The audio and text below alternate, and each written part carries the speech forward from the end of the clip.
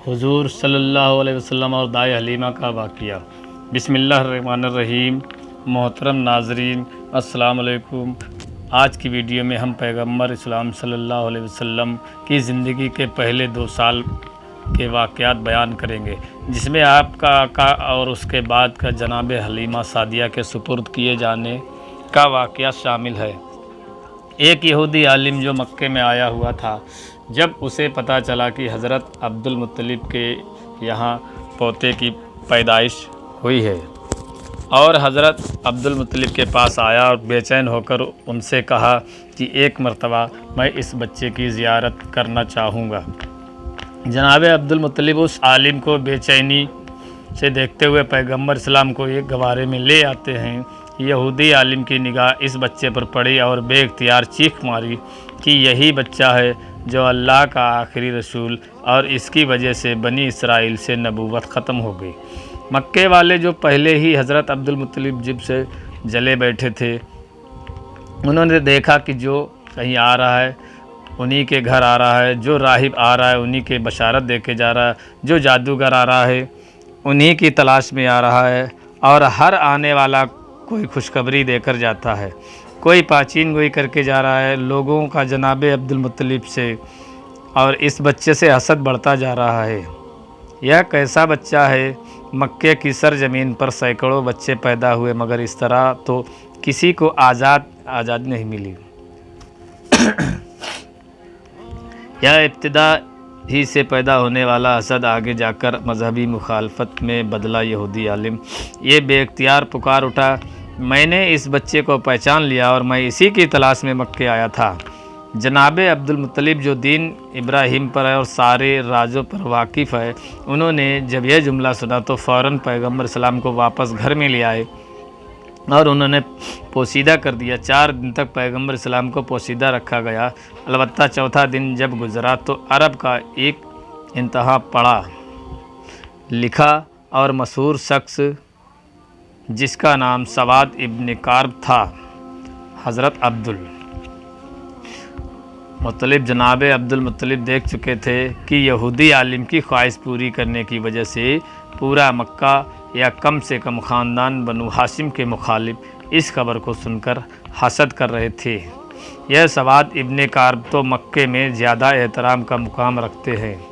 अगर इन्होंने बच्चे के बारे में कोई बात कर दी या पेशी गोई कर दी तो अहले मक्का का हसद और बढ़ जाएगा। इसलिए जनाब अब्दुल मुत्तलिब ने इनकार कर दिया और मैं अपने पोते को इस वक्त मजमा आम में नहीं ला सकता। सवाद इब्न काब बेचैन हो गए और कहा कि फिर ऐसा करें कि मुझे उस बच्चे तक पहुंचा दे। जनाब अब्दुल मुत्तलिब ने कहा कि हाँ, यह बात मानी जा सकती है, मेरे और इसके अलावा कोई नहीं होगा, इसका मकसद भी पूरा हो जाएगा और हसद का मसला भी पैदा नहीं होगा। चुनांचे उसे साथ लेकर जनाब आमिना के मकान में दाखिल हुए। जैसे ही गवारे के करीब पहुँचे तो बच्चे पर से कपड़े को हटाया तो एक अजीब किस्म का नूर सारे कमरे में फैल गया।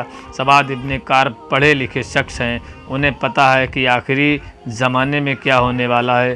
बेइख्तियार झुकते हैं और इस बच्चे के कदमों को बोसा देते हैं। जनाब अब्दुल मुत्तलिब जिब को कहते हैं, जब आप गवाह रहिएगा, मैं इस बच्चे पर अभी से ईमान ले आया हूँ। हाँ, मुझे पता है कि मैं उस वक्त तक ज़िंदा नहीं रहूँगा जब ये बच्चा ऐलान रिसालत करेगा, मगर आप गवाह रहिए कि मैं अभी इस बच्चे पर ईमान ला रहा हूँ, क्योंकि मुझे पता है यही अल्लाह का आखिरी रसूल है। चुनांचे बनु हाशिम के अलावा पैगम्बर इस्लाम की पैदाइश के बाद सबसे पहले ईमान लाने वाली शख्सियत सवाद इब्न कार्ब की है। यह वाक़या हुज़ूर अकरम सल्लल्लाहु अलैहि वसल्लम की विलादत के चौथे दिन का है। 7वें दिन हज़रत अब्दुल मुत्तलिब अपने पोते के आका के और सारे मक्के वालों को दावत अक्का में बुलाते हैं।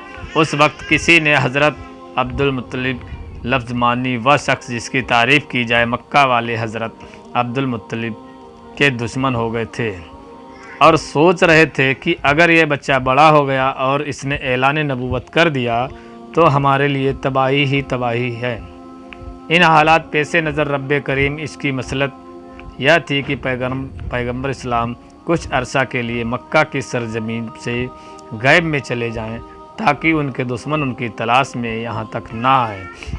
तो यहाँ से नाकाम होकर वापस चले जाएं। पैगंबर इस्लाम बड़ी तेज़ी से निस्मा पा रहे थे। रिवायत है कि पैगंबर इस्लाम 2 महीने में बैठने लगे, 9 महीने में आप दौड़ने लगे थे, 15 माह की उम्र में आप तीरंदाजी करने लगे थे और 30 माह यानी 2.5 साल की उम्र में पैगंबर इस्लाम नौजवानों से कुश्ती लड़ रहे थे और उन्हें शिकस्त दिया करते थे।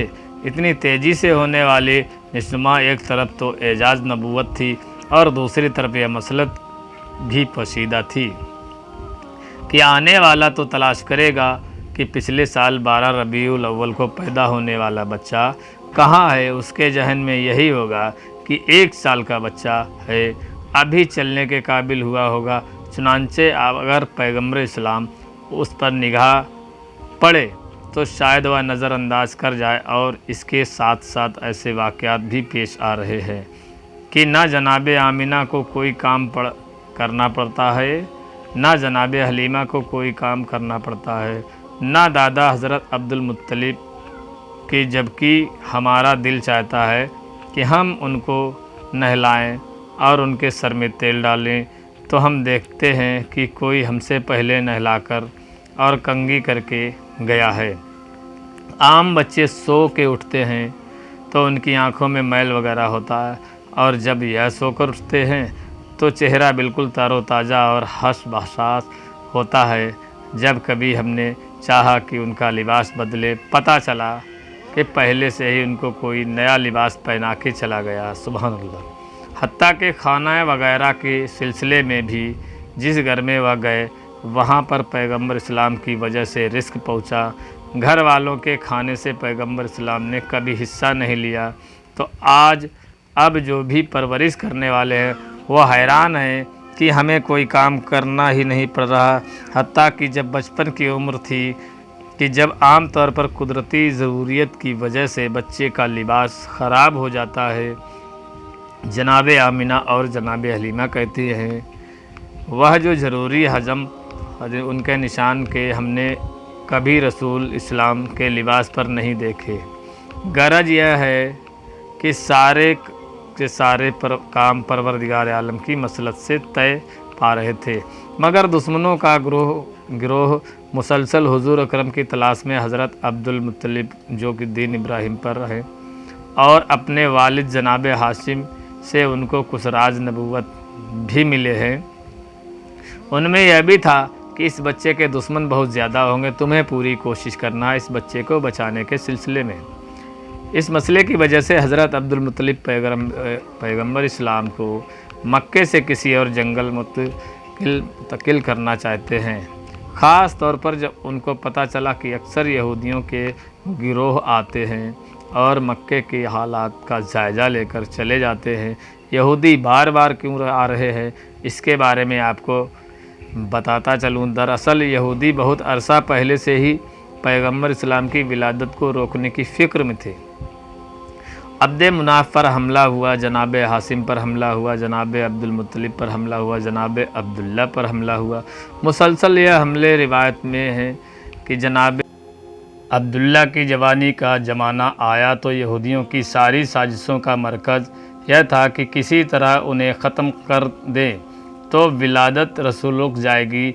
यहूदी यह पहचान गए कि जनाब अब्दुल्ला पैगंबर इस्लाम के वालिद हैं और यह पहचान हज़रत गया और अलैहिस्सलाम के उस कुर्ते की वजह से हुई जो यहूदियों के पास था और जनाब अब्दुल्ला की विलादत के वक्त उसमें से खून निकलना शुरू हो गया था। उन्होंने सोचा कि अगर जनाब अब्दुल्ला को शादी से पहले कत्ल कर दिया जाए तो रसूलुल्लाह की विलादत नहीं हो सकेगी। चुनांचे उन्होंने हमला कर दिया, मगर वह हमला भी नाकाम हुआ और उसी के नतीजे में जनाब अब्दुल्ला की शादी जनाब आमिना से हुई। अब जनाब आमिना की शादी के बाद यहूदी और परेशान हो गए कि अब क्या किया जाए। किसी न किसी तरीके से विलादत के सिलसिले को रोकना है और इत्तफाक से उन्हें एक मौका मिल गया। जनाब अब्दुल्ला किसी काम के सिलसिले में मदीने जाते हैं और मदीना यहूदियों का गढ़। चुनांचे रिवायत से पता चलता है कि मदीना में जब जनाब अब्दुल्ला पर हमला हुआ और जहर के ज़रिए जनाब अब्दुल्ला को शहीद किया गया, अब यहूदियों का اطمینان تو ہو گیا کہ پیغمبر اسلام کے والد تو شہید ہو گئے، صرف ایک بات کا پتہ کرنا کہ ان کے یہاں کوئی اور اولاد ہے یا نہیں۔ اگر یہ پتہ چل جائے کہ یہ بے اولاد تھے تو گھر میں جا کر اطمینان سے سونا، اور اگر یہ پتہ چلے کہ ان کے یہاں کوئی اولاد ہے تو پھر اس کے قتل کا انتظام کرنا ہوگا۔ یہودیوں کا ایک گروہ بنا یہ لوگ خاص اس کام کے لیے مدینہ سے مکہ آ گئے۔ وہاں آ کر تحقیق کی تو اطمینان کی سانس لیا۔ جب پتہ چلا کہ وہ لاوس تھے، ان کے یہاں کوئی اولاد نہیں تھی، چنانچہ بڑے اطمینان سے وہاں مدینے چلے گئے۔ مدینے پہنچ کر مدینہ سے لے کر شام تک جہاں یہودی پھیل ہوئے تھے سب کو خوشخبری پہنچا دی کہ مبارک ہو، ہمارے لیے جو خطرہ تھا وہ خطرہ ٹل گیا۔ حضرت صلی اللہ علیہ وسلم کرتے سے جو خون نکل رہا تھا وہ خون سوکھ گیا، اور جسے یہ یقین ہو گیا کہ پیغمبر کے والد کا انتقال ہو گیا اور ان کے یہاں کوئی اولاد نہیں ہے، جس کا مطلب یہ ہے کہ اب آخری رسول پیدا نہیں ہوں گے۔ یہ خوشخبری ساری دنیا یہود میں پھیلا دی۔ مدینہ سے لے کر شام تک جشن منایا گیا اور یہودی بڑے مطمئن تھے، مگر ان سے ایک بنیاد کی غلطی ہوئی۔ یہ تو معلوم کر لیا کہ پیغمبر اسلام اس دنیا میں نہیں آئے، یہ تو پتہ چلا لیا کہ عبداللہ کے یہاں کوئی اولاد نہیں تھی، مگر یہ معلوم کرنا بھول گئے کہ کیا ایسا تو نہیں کہ جناب عبداللہ کی بیوی حضرت آمنہ حاملہ ہوں اور کچھ مہینے بعد بچہ پیدا ہو جائے۔ اس طرح ان کا خیال نہیں آیا۔ نہیں، یہ دیکھ کر مطمئن ہو کر گھر چلے گئے عبداللہ کے یہاں کوئی اولاد نہیں ہے۔ لیکن جب 12 ربیع الاول کو عجیب و غریب واقعات پیش آئے، عوام کو اتنی معلومات نہیں ہے، لیکن یہودی علماء پریشان ہو کر جب بیٹھے ہیں، کیونکہ انہوں نے اپنی کتابوں میں پڑھا ہوا ہے کہ یہ سارے واقعات اس زمانے کے ہیں جب آخری رسول پیدا ہوگا۔ مگر یہ کیا ہوا؟ آخری رسول کیسے پیدا ہو گیا؟ کیونکہ آخری رسول کے والد کو ہم نے پورے یقین کے ساتھ قتل کر دیا۔ یہی رسول کے والد ہیں، اور حضرت واقعہ کے کرتے کے گواہی دی کہ یہی والد ہیں۔ یہ بھی ہم نے پتہ چلا لیا کہ ان کے یہاں کوئی اولاد نہیں ہے۔ پھر یہ رسول کہاں سے آ گئے؟ اب پریشان ہیں، کیونکہ ان کی کتاب میں لکھا ہوا ہے کہ آخری رسول عبداللہ کے یہاں پیدا ہوں گے اور یہ عجیب و غریب طاقت پیش آئے گی۔ اب حیران ہیں کہ عبداللہ کے یہاں تو رسول پیدا نہیں ہوئے، اور اگر کسی اور کے یہاں پیدا ہوئے ہیں تو یہ ہماری کتاب کے برعکس، اور فوراً ایک گروہ بنایا گیا تاکہ وہ مکہ میں جا کر تحقیق کریں۔ جب یہ لوگ مکہ پہنچے تو اس وقت پیغمبر اسلام کو مکہ کے حضرت حلیمہ سعدیہ کے مکان میں مبتلا کیا جا چکا تھا، اور پیغمبر اسلام کی پیدائش کو 2 ماہ گزر چکے تھے۔ اب یہ یہودی پریشان ہو کر ڈھونڈ رہے تھے کہ کون سا بچہ ایسا ہے جو 2 ماہ پہلے پیدا ہوا ہوگا، مگر ایسا کوئی بچہ نظر نہیں آ رہا تھا۔ کسی سے نہیں پوچھ سکتے، کیونکہ مکے میں 2 مرتبہ یہودی سازش کر کے گئے ہیں۔ جناب عبداللہ پر بھی حملہ انہوں نے کروایا، اور ان کے بعد جناب آمنہ کے بارے میں تحقیق کر ان لوگوں نے کروائی تھی۔ چنانچہ اب مکہ والے ہوشیار ہو گئے ہیں، عام طور پر خاندان بنو ہاشم والے ان لوگوں پر نظر رکھے ہوئے۔ یہودیوں کا کوئی گروہ کسی سے سوال نہیں کر سکتا، آپ پوچھ کے کسی سے نہیں سکتے۔ ایک ایک گھر پر تاک کر بیٹھ گئے، خانہ کعبہ میں دیکھتے رہے، باپ کی گود میں دیکھتے رہے، مگر کوئی 2 مہینے کا بچہ نظر نہیں آ رہا تھا۔ ناکام واپس لوٹ گئے۔ اب آ رہے ہیں، جا رہے ہیں اور مسلسل تحقیق کر رہے ہیں، مگر ان کی تحقیق ناکام ہو رہی ہے، کیونکہ پیغمبر اسلام تو اس وقت مکے سے باہر ہیں۔ البتہ پیغمبر اسلام کی عمر 3 سال ہو گئی، اور مگر مکے مطلب میں گئے۔ اس زمانے میں یہودیوں کا ایک گروہ مکے پہنچا ہوا تھا۔ اس کی نگاہ اس نوجوان پر پڑی تو یہ دیکھ کر چونک اٹھے کہ یہ نوجوان تو اپنے دادا اور چاچا کے ساتھ چل رہا ہے۔ اس کے چلنے کا طریقہ، اس کی بات کا طریقہ بالکل وہی ہے جو ہماری کتابوں کے مطلب آخری رسول کا طریقہ ہے۔ اس کے سر پر بادل کا سایہ بھی کر رہا ہے۔ یہ جس درخت کے قریب سے گزرتا ہے اس درخت کی شاخ ایک مرتبہ جھک جاتی ہے۔ یہ جس پتھر کے قریب جاتا ہے پتھر کلمہ پڑھنے لگتا ہے۔ یہ جس طرف جائے راستے میں کوئی رکاوٹ ہو تو رکاوٹ خود ہٹ جاتی ہے۔ باخدا نظر آ رہا ہے کہ جبکہ ہمارے علم اور ہماری کتابوں میں مطلب اس کو 7 سال کا نوجوان ہونا چاہیے۔ یہودیوں نے اس گروہ کے اپنے علماء سے مشورہ کیا۔ انہوں نے کہا کہ خوب اچھی طرح دیکھ لو، یہی اگر آپ آخری رسول ہیں تو اسے قتل کر دو۔ یہودیوں کو یہ پتہ چل گیا کہ یہ بچہ عبد المطلب کا ہے، منا لیا، لیکن بعد میں پتہ چلا کہ ہم دھوکہ کھا گئے ہیں۔ ابھی بھی ایسا نہ ہو کہ ہم اس نوجوان کو قتل کر کے چلے جائیں اور ہم مطمئن ہو جائیں اور 20 سال بعد پتہ چلے کہ رسول تو ابھی زندہ ہیں۔ اس لیے یہودی اس دفعہ 100% یقین رکھنا چاہتے ہیں کہ یہی نوجوان اللہ کا سچا پیغمبر ہے۔ یہودیوں نے اپنی کتاب میں پڑھا ہوا ہے کہ ان کو اس بات کی معرفت تھی کہ جو بھی اللہ کا رسول ہوگا، چاہے پہلا ہو یا آخری، لقمہ حرام اس کے حلق سے نیچے نہیں اتر سکتا، بلکہ حلق تو کیا اس کے ہونٹوں کو بھی نہیں چھو سکتا۔ حرام کے علاوہ رزق مستبشن، رزق جس کا پتہ نہ ہو حلال ہے یا حرام ہے، وہ بھی رسول کے ہٹ کو نہیں چھو سکتا۔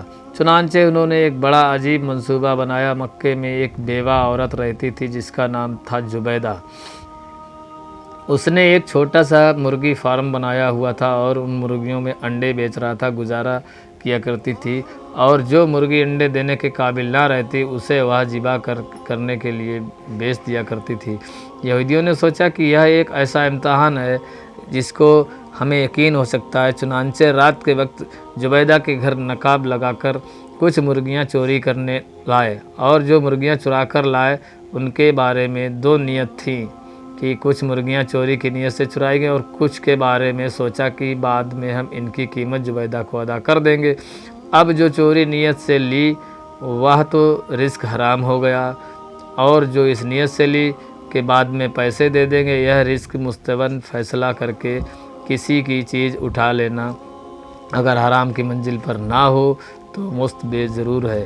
اگلے دن جناب عبد المطلب یہودیوں کا اشد مقصد تو پیغمبر اسلام کا امتحان لینا تھا، اس لیے حضرت عبد المطلب کہنے لگے کہ آپ اکیلے دعوت میں نہیں جائیں گے، بلکہ خاندان بنو ہاشم کے سارے مرد آئیں گے، خاص طور پر آپ کے سب بیٹے اور پوتے ضرور آئیں گے۔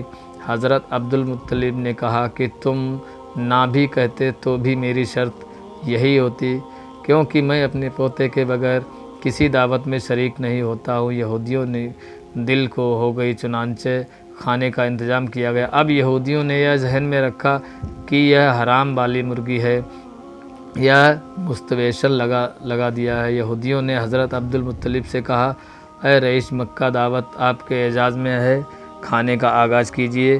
کہا کہ نہیں، جب تک میرا پوتا کھانا نہیں شروع کرے گا ہم لوگ کھانا نہیں کھاتے۔ اب یہودیوں کو تو چاہیے یہی تھا کہ ساری توجہ رسول کی طرف ہو گئی۔ رسول اللہ سے کہتے ہیں کہ آپ بسم اللہ کیجیے۔ رسول اللہ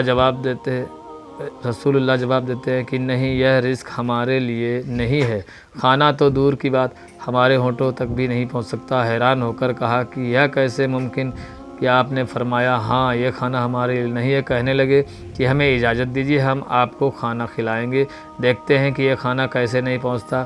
پیغمبر مسکرا رہے تھے کہ ٹھیک ہے، اگر کھلا سکتے ہو تو کھلاؤ۔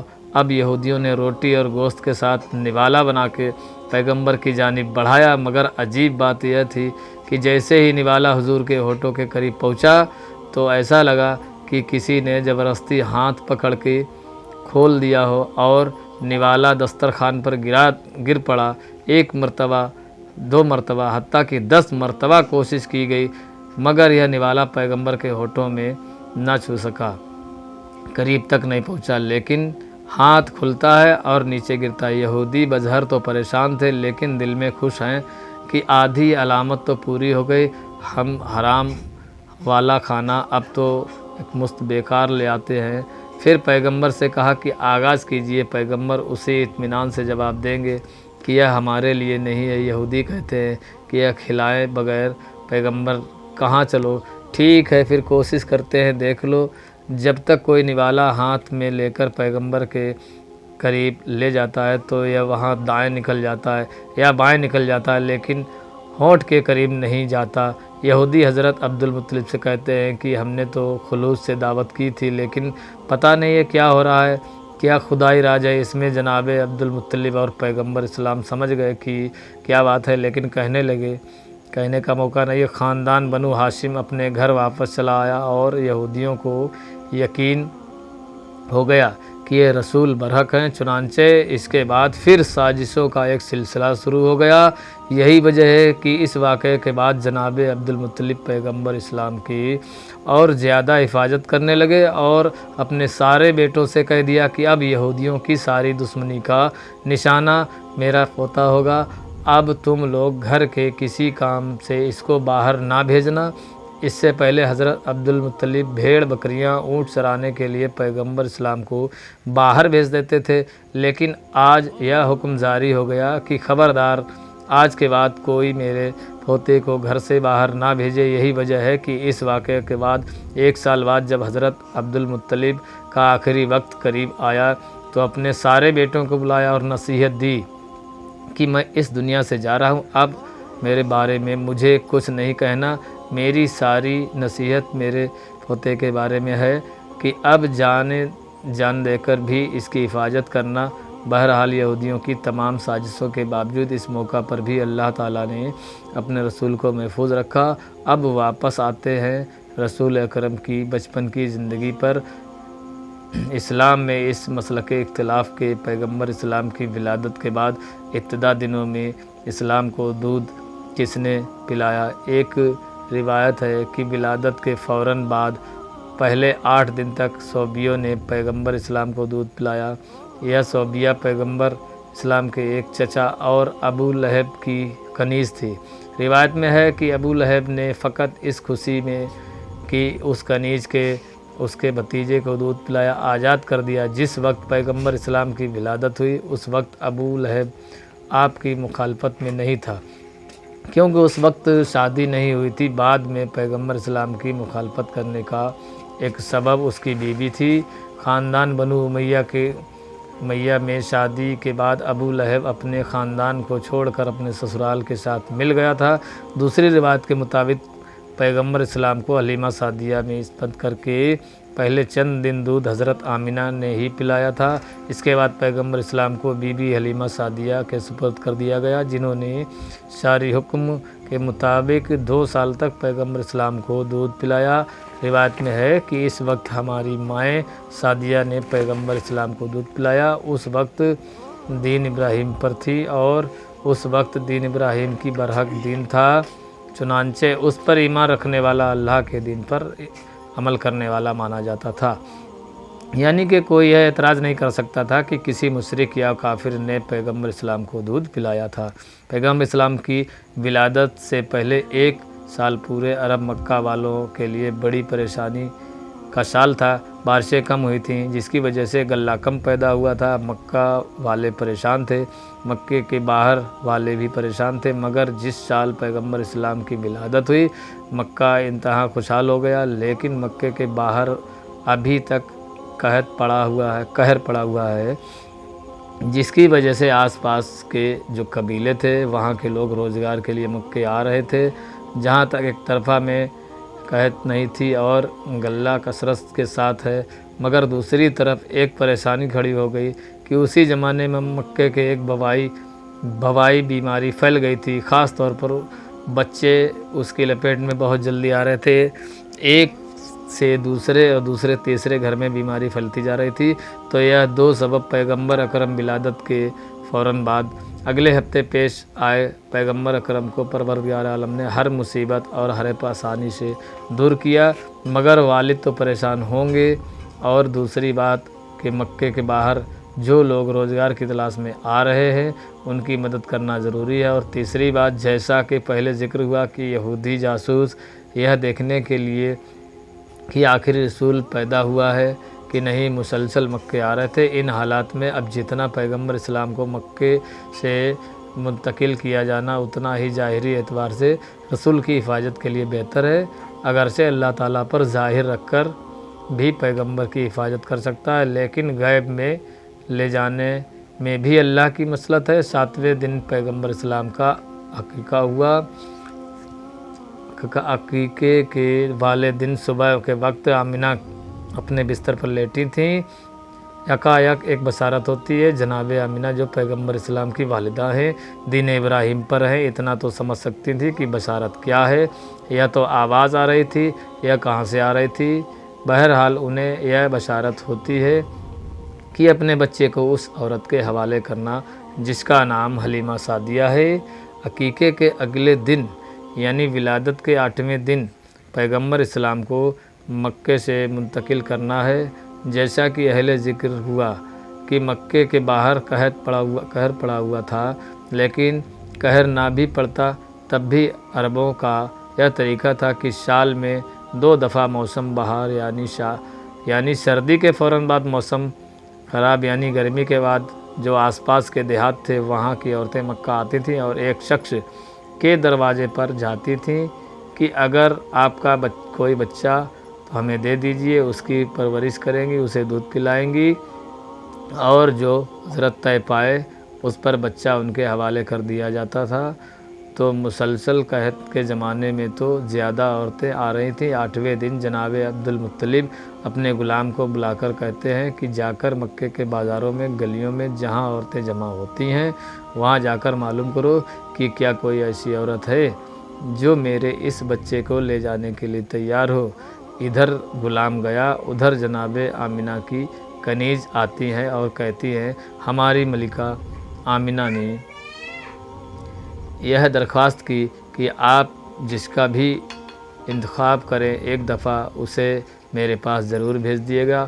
مکے کے کچھ فاصلے پر قبیلہ بنی سعد عرب کا ایک بہت بڑا قبیلہ تھا۔ بی بی حلیمہ کا تعلق اسی قبیلے سے تھا، اسی نسبت سے نام ہو گیا حلیمہ سعدیہ۔ جناب حلیمہ سعدیہ کہتی ہیں کہ ہم لوگ اپنے دستور کے مطابق سال میں 2 دفعہ مکے جاتے ہیں اور جانے کے بعد وہاں صاحبان دولت اور جو سردار ان کے بچوں کو لے کر آتے ہیں۔ اس سال ہمیں جانے کی جلدی تھی کیونکہ ہمارے علاقے میں قحط شدید ہوتا رہا تھا۔ جائیں گے کسی صاحب دولت کا، کسی مگر سردار کا بیٹا، ہماری پریشانی دور ہو جائے گی۔ چنانچہ ہمارا قافلہ نکلا، سارا قبیلہ ایک ساتھ چل رہا تھا۔ پورے قبیلے کا ایک ہی پیشہ ہے، مرد عورتیں سب ساتھ جا رہے تھے۔ جناب حلیمہ سعدیہ کہتی تھیں کہ میں اس پورے سفر میں بے حد پریشان رہی، اس لیے میں جس سواری پر سوار تھی وہ ایک گدی تھی اور ایک بیمار تھی، اسے چلا نہیں جا رہا تھا، بڑی سست رفتار سے چل رہی تھی۔ اب میں شرمندہ کر کے قبیلے والے میری وجہ سے پریشان ہیں۔ قبیلے والوں کے آپس میں ایسے تعلقات ہیں کہ کسی کو چھوڑ کر قبیلہ آگے بھی نہیں بڑھ رہا تھا۔